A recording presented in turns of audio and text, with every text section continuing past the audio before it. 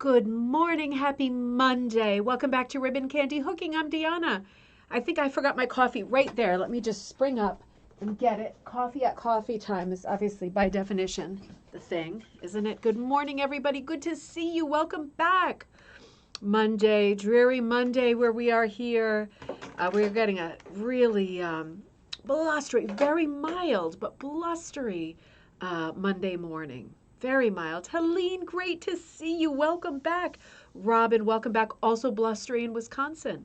It is a thing. Look at all those little puffs of wind blowing like cauliflower across the country. Susie, good to see you. Good morning. Oh, Robin, are you getting snow? There's a little crispy snowflake there at least. Kirsten, good to see you. Yeah, busy weekend this weekend. Not a lot of rug hooking news, just a lot of crazy talk. And then we're going to do some commentary immediately after. You did yesterday, Robin. You got some wind and a few flakes. All right. I got a few flakes this weekend of a different type. Flaky people. Lisa, great to see you. Overcast and chilly in Pennsylvania. Not sunny at all. Surprising. It looked so nice and bright this morning. When I got up, it looked like it was going to be a really grand slam, good sunny day. And it was such a nice sky last night. I don't know about where you were, but I've never seen such a really fiery pink sky. It was really neon and exciting. Donna, good to see you. Cold and snowy, Nanton, Alberta. Oh dear. Karen, good to see you from Black Forest, Colorado. Welcome. Happy Monday. Crystal, it's Monday. You got to get to the studio. You got it back to yourself. Mwahaha. The kids are off at school, huh? I thought my Joss and Teddy weren't going to make it to school today because so I'm not even going to get started because it's too upsetting. But all of the news, the sort of shooting type news recently, the high school is closed in this town at least for like in fear of copycat craziness. I mean, isn't this just insane? Not only is it like holiday time, but it's all insane. It's all very worrying. My kids, of course, are little guys. They're not in the high school, but I thought that they'd be home today, and I have to admit as tough it is as it is, I do love it when they're home. It's easier, I guess, too, with all that running around. But their little butts are in school. Hopefully, everything is getting back to normal. Anita, great to see you. You posted some beautiful pictures from a Christmas party this weekend. You looked so pretty. That was exciting to see. I was happy to see you there on Facebook. Tara, happy blustery Monday. It's like Winnie the Pooh, isn't it? Wasn't he always having very blustery days with Piglet, getting blown all over the landscape? It seems like a very Winnie the Pooh thing to be so blustery. April, good to see you. Happy Monday. Aileen, happy Monday from Toronto. Wet and rainy and cold. Oh dear, triple whammy. Becky, great to see you. Good morning. Soon to be very cold, Indiana. Yeah. Yeah, Becky, I think it's your thing I'm showing today, isn't it? Let me just double check. Let me double check. Nope, different Becky. Different Becky. Hello to you. I have a Van Gogh mat to show in a minute. I haven't even opened up the card yet. I just saw that it was from Becky. And Linda, great to see you. Gloomy skies in New Jersey. Oh no, it's same as always here, but you know it is a bit gloomy. And I just stopped at Staples to drop off a package that I was shipping that I accidentally chose UPS, right? So it couldn't just go with the post person. But I stopped at Staples and I picked up some things for my camera. I noticed some things on one of the end caps of like little lights you can put on the camera that I use when we do our shows here. And it looked in the picture like it was amazing. And then another thing that you can put the phone in and it follows you. It's a bit creepy, but the camera follows you as you move. So I thought that's good because tonight I'm recording that and the stockings were hung video and shipping out those 10 white stockings for the people who are doing a dye class for this month or any month with the stockings to try to dye and hook Grenfell style, right? With the nylons instead of with like wool or any other material. So I'm going to try to use the thing and see if it follows me in the kitchen. It's just so Jetsons, isn't it? See if it follows me in the kitchen as I move toward the stove and stuff, because then I don't need somebody holding the camera for me, which is very nice. Linda and Barbara, hello in Minnesota. 6 inches of snow yesterday. Oh boy. Oh, it's 10 degrees with the wind chill on top of that. Now that is cold. That is cold. I didn't realize Minnesota was so cold. That's probably very stupid on my part, isn't it? I didn't realize that. Is it early that you're getting this very wintry weather, or is it just the case because it's December and it's time? That is really seems extreme, Susie. I know it does. It seems like Christmas time. Everybody's got mixed weather, but in general, it's not very nice today. Beverly, good morning. Good to see you. Dave, good morning. Good to see you. Dreary in Toronto too. Kathleen, great to see you. Sending you a wave too. Jennifer, happy Monday. Janice, happy Monday. Very snow. Okay, also Minnesota, 12 inches of snow. Wow, Minnesota, huh? Oh dear. All right. Sonia, great to see you sitting outside until the rain comes in St. Francisville, Louisiana. Well, that sounds about the best of all. Sonia, I think you've got the best of the lot this morning. You picked the long straw there. That is perfect. Caroline, good to see you. Welcome to Monday morning coffee time in Sharon. Cold in North Dakota. The snow has arrived. Now we know. Isn't it funny to check in with everybody this way? It's better than watching the news, I'll tell you. Doreen, good morning. And Pat, good morning. Gray and wet in Hamilton. Oh, dear. Crystal says, I saw a gorgeous Winnie the Pooh hooked rug listed locally on Marketplace yesterday. Oh, good. Share it to the Facebook page. Yeah, just in case people are interested. That's exciting. Jennifer, do the nylons need to be cut before hooking, like the t-shirt kit? Yeah, so the nylons will come just as a nylon, like each like they're the pull-up kind, really long. So I would dye them the way that they are and then cut them with scissors. I would. That's what I would do, or a rotary cutter, but I just use scissors. And Janice, Northern Minnesota, -8. Holy smokes. Joy, good morning. Sunny and warm in Florida. There we go. That sounds right. All is right in the world. Minnesota is actually behind in snow this year. Winter has arrived. Yikes. Oh, dear. All right. Well, hey, we are all safe and tucked in, right? There's a lot to be grateful for, even if the seasons are moving so quickly. I always forget when the shortest day is. It's in December, isn't it? Because I feel like if we're getting toward the shortest day, then as soon as we round that corner, then we're heading toward the longer days again. And I have to say my favorite seasons are fall and winter, but nonetheless, it is nice to have that metaphorical and literal light at the end of the tunnel, right? Where you see these long days and the sun shining again. Claire, great to see you.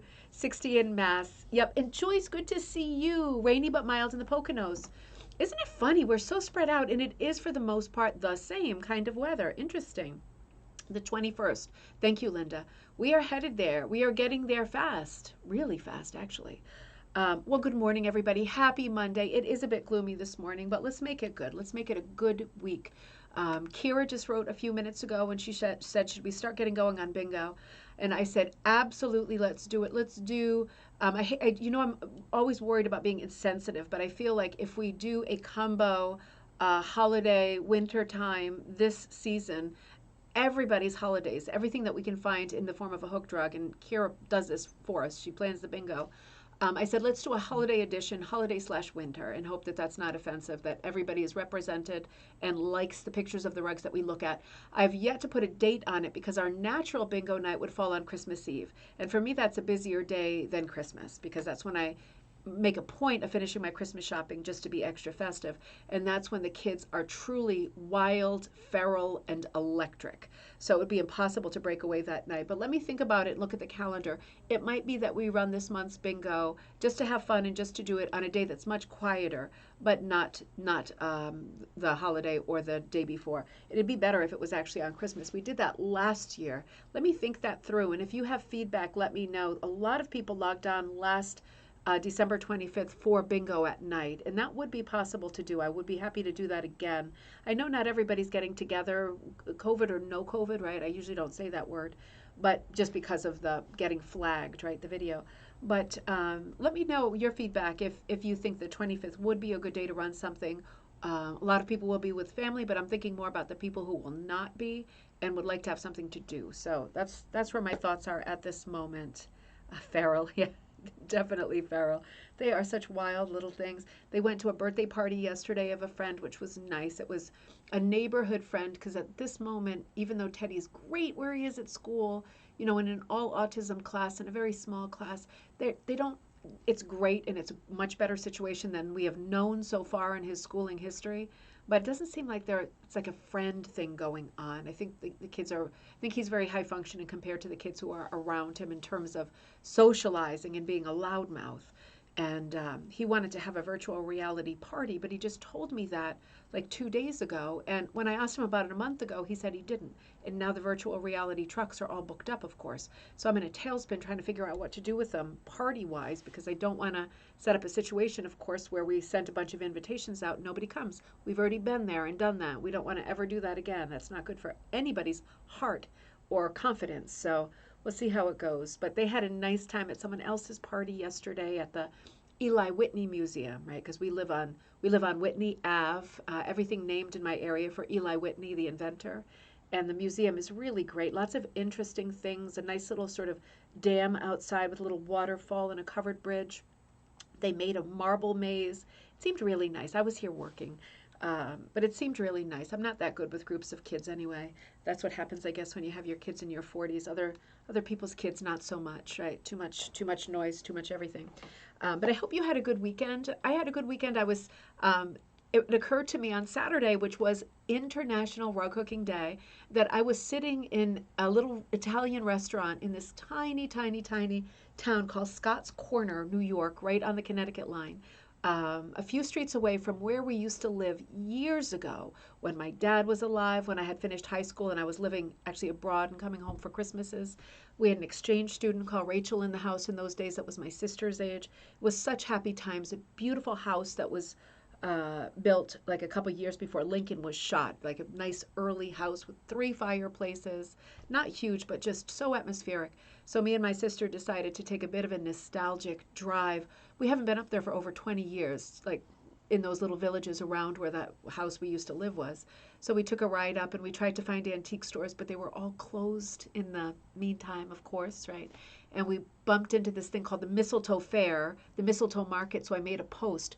But it was one of these very high pressure type markets where I guess people were not making sales, and it was everybody was feeling a bit aggressive and stressed. So it was like just walking by, nonchalantly, not super interested in $20 bars of soap. It was very intense and hard to get out. And then we couldn't get out with buying quite a number of raffle tickets. There was just no way those ladies were letting us exit the church. But it was very nice, and maybe we'll win the quilt. You never know. It was a lovely blue and white quilt for wintertime. But it was very fun, and we ended up going to this restaurant where we used to go just about every week in Scott's Corner called DiNardo's when my dad was alive. And we haven't been there since he passed away. We haven't been there for over 20 years. And it was the same waiter with white hair now. So it was a bit sobering, a little bit emotional, really delicious, and just nice. We did a little bit of shopping and all that, and I made a post for our group, which is Rug Cooking and Punch Needle Club, because it occurred to me that it was International Rug Cooking Day, and I was drinking a Cosmopolitan in some remote place, and not really doing my job as the person in charge of the club. But I hope that you had a wonderful International Rug Cooking Day and that you got some of your work done. It's a tough time of year to have this event because I would love to plan something and get together, but it's a very busy time of the year for everybody. It's the end of Hanukkah. We're getting into Christmas. It's very busy. So I wish that International Rug Cooking Day fell, for example, in January. It would make life a lot easier. But it is what it is. You get what you get, and you don't get upset, right? Got this beautiful piece of mail this morning from Becky. I'm just opening the card to see what she sent. She sent some extra material just in case. From Becky Starnes in Tennessee. She used 100% wool. Oh, she used wool and cotton and acrylic yarn. So this is a beautiful piece. And she said, I included the cross to represent the artist's Christian faith. So let's look at this. This is the newest chair that came to me for our future exhibit. This is absolutely beautiful. Let me take it off the board. Oh, now wait a minute. Did she do, it's on latch backing. I think she probably hooked it onto latch backing. This is interesting because it's a conversation in and of itself. This is just beautiful. So this has a nice pile. I'm going to show you like this. She could have latched it, but you know what? She did latch it. She latched it and she cut it really low. Isn't that interesting? The pile is very low, right? It's super low, but it does look like latched loops because look, isn't that lovely? You know, there is such crossover and such potential between using a latch hook backing and doing either latch, and this is a fantastic example of latch with a low pile. Low pile latch looks more like clipped hooking. But of course you could also just use the latch backing, right? Because latch is a lot easier to finish. You could use the latch backing and hook with it. You could even use the latch hook with the latch backing and rug hook with the latch hook, right? You can also do that and then leave it looped or make it clipped like Becky did. Isn't that beautiful? Let me show you the pile. Isn't that beautiful? You know, it's so simple. It's so perfect. I just love it. And I love that she used the cross. And this is something we talked about a lot in our Van Gogh class because I think it's surprising. I think people tend to think of Van Gogh as a bit of a lone wolf and a maverick, you know, a bit of an eccentric. And in some ways he was, but mostly I think it was the eccentricities were more linked to sort of mental instability and some problems there, which I can well relate to. And at the end of the day, you know, Van Gogh was very religious and very devout, and his father was a minister in Germany, what was like the equivalent of the Lutheran Church, but a very, very, very liberal branch of it, right, where they lived. His dad was a minister, and he assumed that he would be too, right, because one son in the family always goes that way. And when he went to Amsterdam to do class, right, to do university to become an official minister, Van Gogh already spoke, obviously, Dutch, German, French, and English, so 4 solid languages plus Latin. But he refused in university, he refused to do anything with Latin. And his reason for that was he felt like Latin was not the language of the people, of the masses, and that people who were of lower classes were it would be impossible for them to follow the service. So what's the point of giving a service in an antiquated language that nobody speaks anymore except the very upper class, been very well educated, right? And on that principle, he absolutely refused to do that part of his schooling, to use the Latin, and he refused to, in the future, give masses and sermons in Latin. And for that reason, he was kicked out of the school, and he did not become a priest, but it was one of the sort of hardships of his life. And it is believed that in many of his paintings, there is a lot of sort of embedded religious imagery and meaning. So it's interesting. It's all an interesting conversation, Van Gogh and religion, because he seems like he just struck out on his own. And of course, he was dating a prostitute for most of his grown-up life, right? So it wasn't like he was pious. It was like he was religious, like he was truly devout, but he was not sort of, I don't want to say uptight. That doesn't sound right. You know what I mean? But interesting person. And the cross is a great symbol for him because that is a part of his life that was central to him that we hardly ever talk about. You know, we always talk about the sort of crazy things that he did. We don't talk about how centered he was in that way. And he was very centered in that way. So I think that's a really interesting. Catherine says, I wish the Mass was still in Latin. Catherine, I feel the same way personally, but I understand why it's not. And I do like sometimes when I go to church to hear them say at least part of the Mass, like Midnight Mass or Christmas Eve Mass in Latin. But that's, you know, for me, it's tradition. And I've heard it so many hundreds of times that, you know, it's whether I understand every word or not, I understand much of it and it's just built in. But for so many people, it's not. But it is very traditional and it's very mysterious and there is an aura about it. So I understand both sides of it. But Van Gogh's family, they were like early sort of socialists and they were very concerned with making sure that the messages that they were trying to get across were available to everybody and not just the people who had gone to private schools and were, you know, quite wealthy. So interesting story, an interesting rug that picked up on that particular aspect of his life, because that's what this whole thing is about. This rug is more about Van Gogh than it is about Becky, right? So that's interesting that she put such a bare room with that crucifix on the wall. Very nice, Becky. I absolutely love that. So let's see, what am I missing? So pretty it is. Hey, Chrissy. He was searching his whole life. I know, it's so sad, isn't it, Catherine? I mean, it was such a rough journey. It's just so unfair that some people have such a rough time and other people just clear sailing. Nobody ever gets completely clear sailing, but he had an exceptionally rough time. And that just seems so unfair. Well, I'm glad you all like that rug. It really is so beautiful and it's different.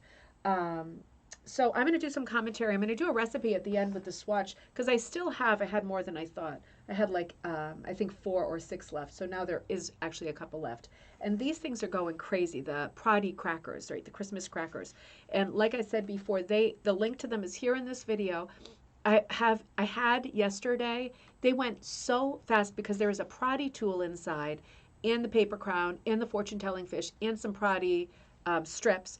And in the bag, there's tons more Proddy strips. So I went and got a ton more fabric today, dropped it off at Erin's house because she's making these crackers for us. Otherwise, these crackers would not happen. These are the things that make them pop when you open them. Very safe.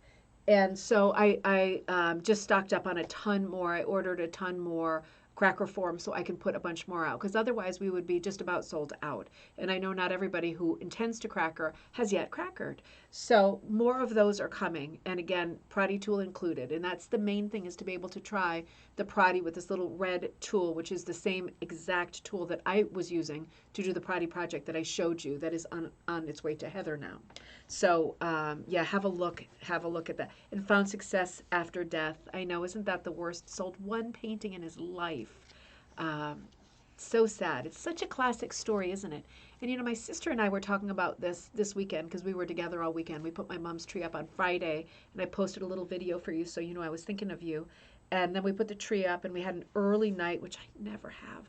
I got to sleep by myself, no children at all, kicking me all night, kicking me in the C-section all night. And yeah, it was nice. And then we took our little ramble, our little nostalgic ramble the next day. But we were talking about art, and she works at Yale. I've done at least one video with her on the Ribbon Candy Hooking channel. And we talk a lot about art and artists, and a lot of our friends are, as you can imagine, quite pretentious artists. And then they work at Yale as a side thing, right? In the different disciplines of art and packaging and moving and all books and all of that restoration stuff. And we're talking about the different kinds of people who do art and the expectation and how odd it is, because I feel that my sister's art is like the best. Like nothing even comes close to her painting. And some of her colleagues who work alongside her, I just feel like their work is just, I'm not even going to put a word on it, but not my taste. Not my taste, and not that good technically either. We were just had long conversations this weekend about how does it happen that some people, again, just make their way? Is it personality? Is it luck? Is it connections? Because clearly it's not always talented or not, or talented enough. So often people who are so talented just never get like a foothold, do they? And it's just so odd that it works that way. So yeah, Deanna's sister, who are we talking about? Yeah, Lucy, my sister, who works at Yale in restoration. And before that, we were talking about Van Gogh. So there was quite a leap there. Still talking about fine art, and she has restored a few Van Goghs too. She restores some of the most famous paintings you can think of. And hopefully, when everything is completely open again, maybe we can do a little video going in there and looking at the equipment and stuff, seeing if we can relate it to anything that we do. Besides dyeing, right, that crosses over with what they do there in the art restoration part of Yale, because it's so interesting. It's so interesting for anybody who loves art. Speaking about anybody who loves art, you know how I feel about this publication, the Wall Street Journal. This, you know where my thoughts are. I'm not going to articulate them, but you know where my thoughts are. I lament and mourn the fact that this magazine is not in print anymore. It's a very small publication. This is the issue that I lost when we did this like a month ago. This is the first year, so volume 1, and it's a quarterly mag. So this was volume 4, book 4 of volume 1. And this is the one I couldn't find that was hiding in plain sight, Edgar Allan Poe style, right, purloined letter, right in the front flap of my computer bag. Incredibly, I missed it 20 times since then. Every time I go into my computer bag, I missed it. So this came out in January of 2003. And if you remember from us covering other issues of the Wall Street Journal, it is a very small periodical, and it is just, Kathleen, I know you love this. You love this as much as me. It is just so charming. The value, there's so much value in such a small publication, is the conversational quality, the amount of information that is given in each issue, the free patterns, and just the confidence that it gives you reading this. And there's nothing standoffish about the Wall Street Journal. Such a small staple-bound book, so much in it. And this is the winter issue for 2003. So I wanted to go through it a little bit together. We're certainly going to run over. We already are. Tara says, my husband says sometimes people are better at socializing than their jobs. Well, you know, that came up too, this whole thing lately of like people just not wanting to work. I'm not going to start that because that borders on like, you know, other conversations. But this has, I think, been going on for several years. There's just a real thing with work ethic. And I don't know, as a person who's turning 50, I don't know if outside of my generation this existed. But at least in my generation, people seem to be very bothered when they are expected to do work. And I just find that remarkable as like a starting point. You know what I mean? I know you know people like this through your careers or your lives, if you're working or not now. I know you're thinking of someone and saying, yeah, she really like moaned and complained every time somebody asked her to do any work at work. It's just one of these side conversations that's just one of the things about our time that's, I think, very strange. Now, the Wall Street Journal, I would work my tail off to get this thing going again. That's all I'm going to say on that subject for now. So what's so sweet about this magazine is it celebrates people who are hooking, beginners, seasoned veterans, other companies, direct competition. They celebrate everybody and everything about the craft, right? So she starts every issue well, in this one, first signing. Okay, Carriage House Primitives, proprietor Linda Nolte, St. Ansgar, Iowa. Ansgar, yep. The night before the signing, we are all together in the front room of the Cottage Sampler. Okay, interesting. The rug below was designed and hooked by Sherry McNutt. See, there's so many, 2003, there's so many instances in this publication of naming names and pointing out people.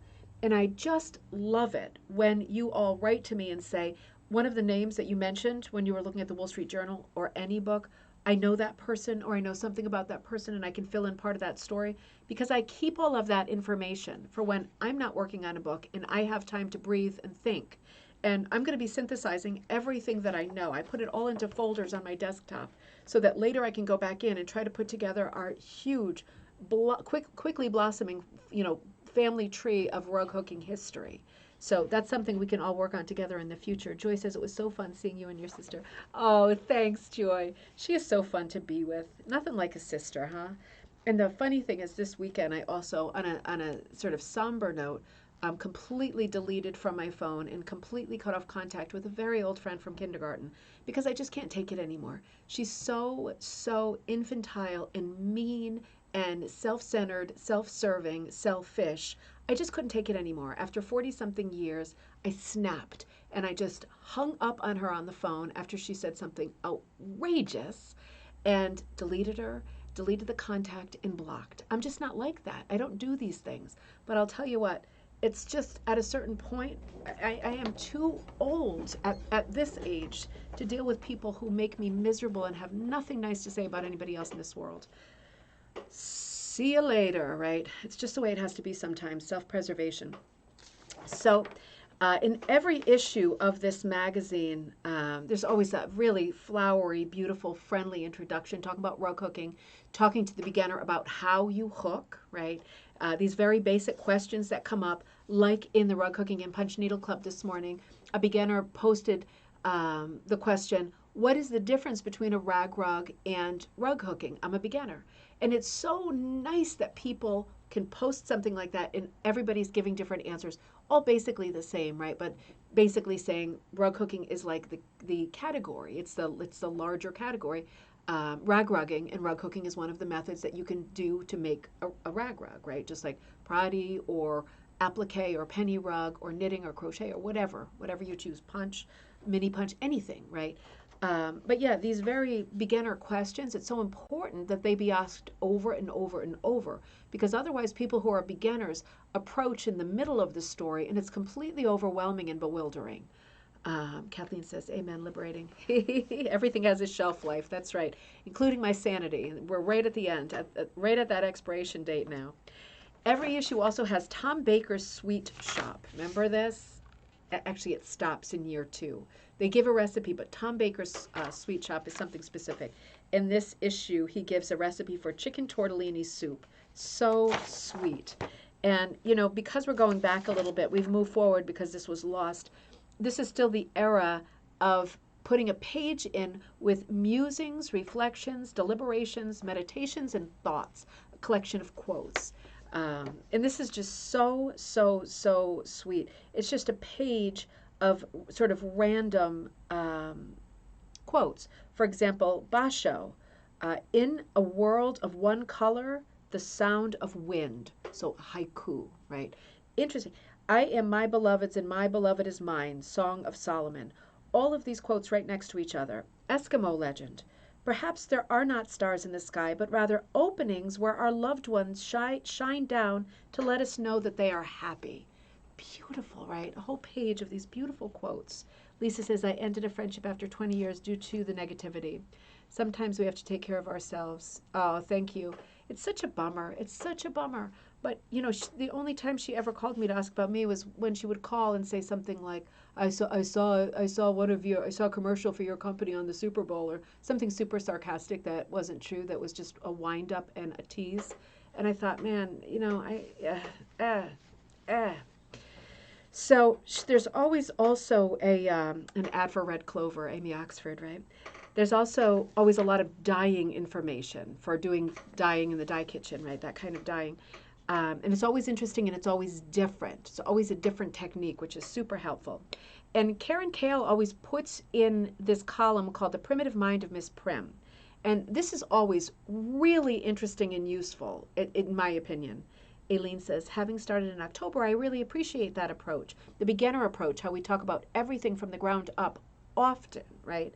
I really appreciate that approach, and how kind people are about not making you feel ignorant for not knowing even basic stuff. Absolutely. What's the point, right? The whole no question is a stupid question. That should be universal, right? Absolutely universal. We have to celebrate beginners, you know, in more than others, I think, just to get the confidence going and get more people sort of confident and comfortable doing this so they stick with it and don't have terrible technical failures that make them walk away, because then we end up with no rug hookers, which is kind of where we're at, right? The kinder we can be and the more forthcoming we can be with information, the more people will stick with it, figure it out and enjoy doing it, and then make their own stamp on the rug hooking world, which is always exciting.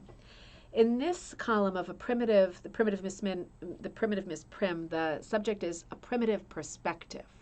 And she says, it is time that we start to have a heart to talk It is time that we have a heart to heart talk about our ever expanding rug hooking universe. Okay, I know where she's going. I know at times I am considered a persnickety person. I do have my pet peeves, but I want to speak up about something that's on my mind. Let's air the closet out about the two divergent schools of hooking. Here we go. Rug hooking, fine cut, and primitive. So this is a subject we talk about a lot. So this is 2003, this column. I, for one, am driven to distraction at being clumped together in all manner of shows and competition. We are talking about apples and oranges here. Folks who have a passion for shading a rose do not share my passion for hooking splotchy dyed wools. And why should they? As a primitive rug hooker, I am doing something completely different. Certainly we are sharing some common ground after all. We both work sitting down, but that is where the similarity ends. Also, we're both working using a hook, right? So we're using exactly the same tool and exactly the same, for the most part, materials, right? So there's quite a bit in common. The style is where the diverging happens, where the two roads in the wood diverge, right? I like to describe our differences this way. In the world of art, fine cut folks are doing realism and primitive folks are doing abstract. I don't know if I would say abstract. I would say more like naive or folk art, right? Very folk art as opposed to realism. Just like the school of realist painters is very different than the impressionist painters or the abstract painters, or the expressionist painters. They're all very different schools using the same materials, paint and paintbrush. So really, same thing for us, right? Traditional fine cutting hooking has built a stable base of recognition for itself through the help of leaders like Pearl McGowan. More recently, there has been a growing appreciation for the freshness and expressiveness of another type of hooking called primitive. Now, 2003, right, I would say the sort of renaissance of primitive hooking is the 80s and 90s, right? Because until that point, it was very, very strong in the realism school. Pearl McGowan and all of the teachers who were certifying people from the 1930s through the 1950s and 60s, they were for the most part hooking in the same style, with very few exceptions. And one of the huge exceptions for me being Molly Nye-Toby, right, from Barrington, Rhode Island, where I'm from, and her teaching and her style, which was much more graphic. And remember, she went to Rhode Island School of Design too, so she was a proper trained artist too. Just a style and a taste difference, not that one has a better or higher ability than the other. And I think that's what Karen's saying when she says putting, primitive stuff alongside very detailed, realistic rugs in a show. The one that people in general are going to praise and go nuts for the most is probably the one that's more detailed and realistic. And I think she's making the point very well that that's not exactly fair or true, because it is truly apples and oranges, isn't it? There's just as much thought, workmanship, and artistry that goes into a rug that is not a realist style rug. This is like the foundation of the way that I teach and the way that I think about this craft, because hooking in a realist style is one of, just like rag rugging, one of so many ways that you can do it. Infinite ways. It's just one of them, right? So she's making this point in 2003, which is really, really ahead of the curve, I think. So there is an outmoded mindset that says that primitive hooking is unschooled and unrefined. At first glance, it might look like primitives are easy, and there's nothing to teach or nothing special to know. Their look of spontaneity is deceiving. True. Have you ever heard the old joke of the person looking at a painting by Picasso and remarking, "Oh, I can do that"? Well, have you ever tried to paint an abstract? It is not easy. And two, there is more to hooking primitive rug than meets the eye. That's absolutely true, because easy is hard, right? Bare is hard. Basic and simple is hard. It's very hard, because choosing the things that you're going to leave out is a huge part of the struggle, the process, the decision making. And then making something stand out when you're working in, I don't want to say abstract, but when you're working in a non-realist form and your eye doesn't automatically register, realize, recognize, you have to give a lot of different cues, contrast, right, to make things pop so that your eye does read them sooner or later, hopefully sooner, right? Hook a primitive rug design and you will immediately see that the rules are all new. First of all, how do you pick your colors with no frame of reference other than what's in your own mind? And where does one draw inspiration for each and every detail of that design? How do you hook an object without real shading? How do you create interest, unity, and emphasis? The answer to these questions is that it's simple, like creating your own universe from scratch. My suggestion is that in shows there should be a separate category for primitives and fine cut. Clumping them together is about as silly as judging a lovely braided rug with an elaborate scrollwork fine hooked rug. There's just no fairness to it. The fine cut may have taken someone's lifetime to complete, but the humble braided rug is truly also a work of art that should be judged on its own merit. I say that the same difference applies to primitives. And now there's more cause than ever to make new categories, since there's a resurgence of interest in our craft. I saw the same diversification happen in quilt shows when the new breed of quilters were making traditional as well as hand-pieced, machine-quilted, and applique. Just because we both sit at a frame and wield a hooking tool, why must we be clumped together in the same art form? So she's kind of carrying on with the same And then she says at the end, I'm going to step down from my soapbox, amen. She's got a huge point there, right? And I don't know if I agree that rug hooking is such a small hobby at this point, right? We need to get a lot more people involved and engaged in realizing that it's a fiber art and we aren't actually making rug after rug after rug, are we? We're making fiber art. We're using it as a medium. But it's such a small category at this moment, right? It's faded out since 2003 quite a bit. So at this point, I don't know that I would agree with separating people who are making rugs, just like in a show on weaving or whatever, as different as they would be. I would put wagon wheel rugs right alongside loomed rugs, for example, because they're woven and they have that in common. But I do think it's important for us being, participating in this craft to be able to, in our heads, make that huge distinction and to try to get rid of that idea that one is better than the other, because she's making a very solid point that it is hard to choose color and to create emphasis and to create a composition for a more primitive, folky design, because you are focused on different aspects of the design than you would be if you were, I don't want to say just, but if you were simply filling in the colors as finely and realistically as you could, which in itself is an enormous job and takes a lot of unique talent, right? They both take a lot of unique talent. But I hear what she's saying, that it is frustrating. Even to this day, I get the sense of it because I have seen a lot of rug hooking shows and things before 2020. There is always that sense and that buzz around pieces that are very complicated, technically complicated and fine. There's always a buzz around them, and there seems to be that weird assumption that the finer and thinner the strips are, the better the piece actually is. The closer it resembles a tapestry, the better the piece is. And I think as a craft, we need to really get away from that, because I think it is a unified craft if we're all using a hook, right? But at the same time, I think it is really important to celebrate people who are working in a different style than realism. And I'd like to see more of the other styles in all of the rug hooking that hits our faces, whether it's on social media or in publications, if you see what I mean. I'd like to see a better cross-section in general. And then there's another, I'm going to just go on for another couple of minutes. There's a couple articles in a row about color, using color. And that's always helpful. One of the things I like the most about this book is these great ads, right? Wonder how much a one-page ad was back in 2003 in this publication. Beautiful lamb's tongue, right? Borders. This looks like almost a penny rug border, of course. But these look like they could be applique or very simple hooked rug designs. Great beginner designs, $28 on Monks for the patterns. An angel, a couple of snowmen, and some pumpkins.